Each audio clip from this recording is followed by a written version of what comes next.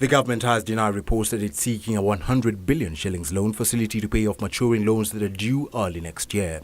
The National Treasury PS Dr. Kamau Thugge says there are no plans to add to the national debt, but the government plans to seek a repayment extension for a 77 billion shillings loan that is due in April next year by 10 years. We are going back to the international market to lengthen the maturities of the debts that are falling due.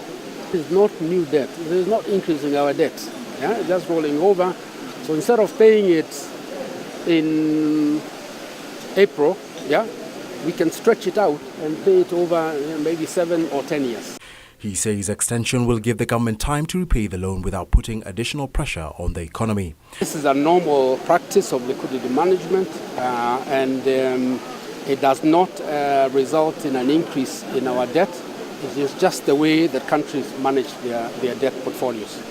Thugge says the government is keen on stepping up public-private partnerships for key infrastructure projects in a bid to reduce borrowing.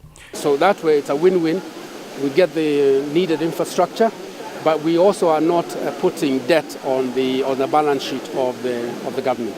The National Treasury has been encouraged to reduce domestic borrowing to allow local SMEs access credit for their ventures. One of the ways of allowing Kenyans to access credit is to be able to externalize most of our debt, and therefore borrow less from the domestic market and leave the domestic market to businesses to borrow from the domestic market. The government expects inflation to remain within a single-digit figure in 2019, supported by a stable economy and favorable weather.